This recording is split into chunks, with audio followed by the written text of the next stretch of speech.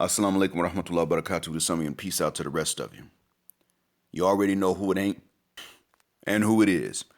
It ain't your boy and it is your man, the blackest hearted, blackest minded, blackest man on social media, signing black in.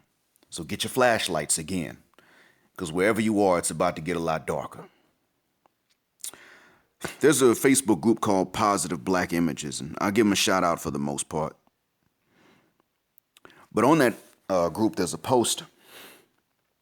I don't remember when it's dated, but I have the text of it in front of me. I saw the post, but I have the text of the caption in front of me. There's a picture of Ermias Ashkedom looking at his girlfriend at the time, and she's just smiling, probably even laughing.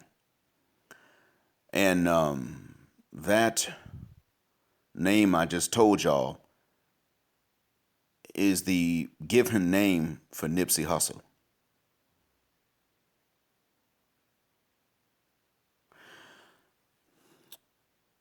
The caption reads, Lauren London did an interview and said, "We never argued or fought. But I would be crazy sometimes, and in those moments he never lost his cool, never disrespected me back or called me out my name. He loved me anyway. I would get hot-headed sometimes out of line and aimed to him because it was easy. But he would love me, hug me, and would stay patient and bring me back to character. That's how I know I lost my soulmate. No one else is going to love me like him. No one else comforts my soul like he did. He was my positive when the devil threw his negative my way. He was a man. He was my best half." The caption goes on to read, "We all deserve true love at least once in a lifetime, even if it's just for a moment in time." A commentator underneath this post by the last name of Friday proceeded to write the following. I'm going to read to you guys. "My late hubby was the same. That's how I know, lowercase I, that's how I know my spirit made his home with the Lord. But I, lowercase I again, had him for over 25 years, and he knew how to settle this hot-headed Libra woman down. No yelling, no name calling, none of it was necessary for him. He was a big man, 6'4", 210, all muscle. So it was kiss on my cheek, tell me he loves me, and we'll talk when we're both calm. And then a hug that would, well, man, I miss him." This is what we commonly hear. That the same black men they refuse to follow are only worth missing when he knew how to handle me.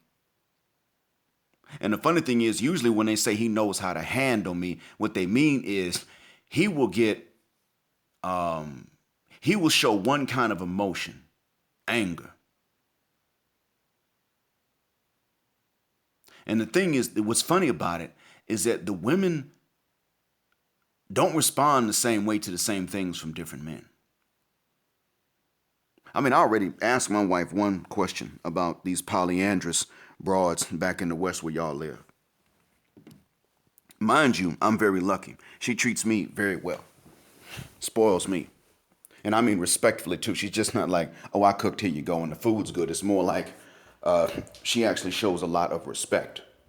So I can show a lot back, affection and respect. So as a lucky man, as a fortunate man, which is why I'm so angry about what you guys got to go through. And this is part of how I even learned how bad a deal you all are getting back in the West.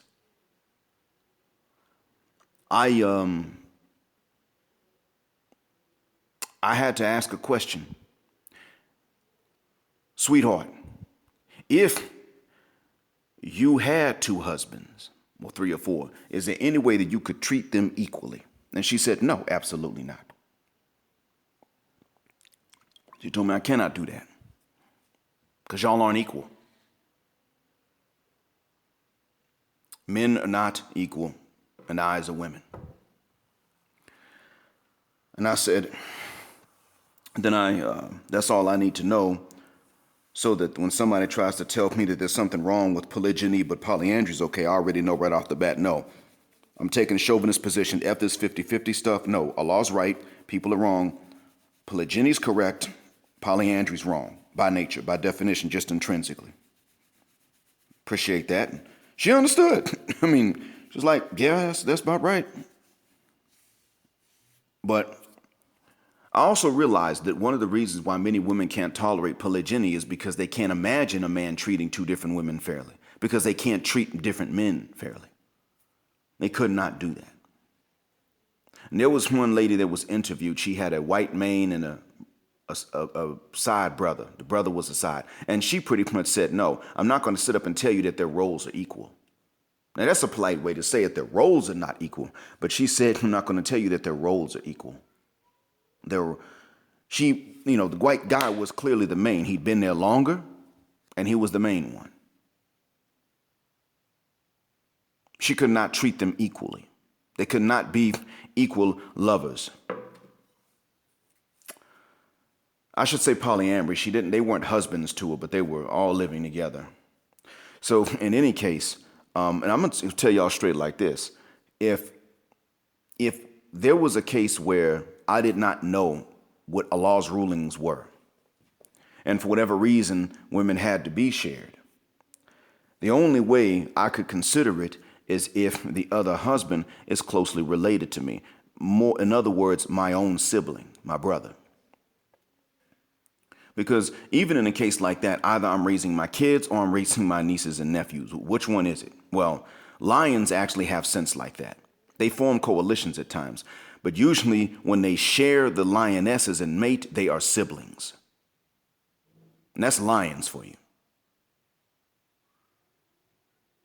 When they share lionesses, when they take over pride and they share lionesses, they have known each other from cubhood because they're siblings. They were born in the same litter. And that's usually what winds up being the case. So that being said, what you were hearing is, again, this focus on a black man being considered strong if he can somehow handle a woman. And here's the funny thing. If his way of handling her is to calm her down, he's not rightly remembered for this and held up as an example, even for that until he's dead. When they're living and they're held up as an example of how to handle a B word, it's because they handle her with a lot of loud barking and growling. And even then, what the women don't tell you is that a man with a reputation or with a body build that scares others can do that. A regular, normal man is not going to be allowed to handle it that way. He's going to have to slap her. And even then, she's just going to call 911. So the real truth is that when she's like that, there really is no dealing with her. None at all. So, I wanted y'all to keep this in mind. One is a man that's 6'4", 210, all muscle. The other one was quite thin. I don't know what his height was, talking about Nipsey Hussle, but he had a reputation for gangbanging before he decided to go positive. And even then, that didn't save him. And yet and still, we know that she's with somebody else at this point. She's seeing somebody, which is by her own morals and by the morals of her society are actually okay. By your morals, it's okay. I mean, he can't come back. What I'm simply saying is that it wasn't enough to keep her single for a long time. I mean, how long has he been gone? Is it 2 years or 1 year? I forget. In any case, guys, understand that in reality, we're not the most dysfunctional people in the world. We're certainly not. But it is very unique to Western black women and some Mexican and Central American ghetto broads. Ghetto now. Gang culture raised broads. That they tell you, I need a man that can handle me. This is unique to these two Western sisters and some Latin Americans that are reared in gang culture neighborhoods. A lot of Latinas don't do this. There are a lot of sisters that don't act like that. The difference is a Latina might still be able to show you she's interested in some choosing signals, but she's not like that. That's the difference. Whereas amongst us, a sister might show you choosing signals, but chances are that's how she is. You got to handle her. Another difference is that you'll have sisters from suburbs. You'll have sisters that grew up Huxtable, like I did. And you got to handle that B word. Whereas if you take a Latina that grew up, whatever their version of the Huxtables is, it's different. You don't have to handle her. And she may even be able to show you choosing signals. She may know how to actually flirt or flirt back. But it's not something wrong with her. Sisters act like in order to flirt with you, something's got to be traumatic in their past, or you just got to be exceptional. And that is, unless, of course, you've done the work to get with her, and then she still wants someone else. Then she'll be with a man that wants her and still flirt with another man. That's when they'll do that, too. You still getting a bad deal with the Western sister. That's a damn shame, to be honest. There's another thing I'm going to tell y'all, too. I'm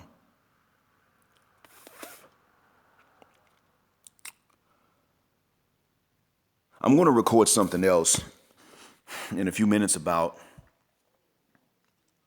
No, I'm going to go ahead and put it in this message here. And it's about the carousel. And there's something that the carousel. No, I'll record it in a separate message, but I'll go ahead and upload it right after this one. There's something about the carousel that negates what it is, that negates the shaming tactics that the sisterhood is going to employ on you. That being said, let me go on ahead, close this out, and I'll record the next one.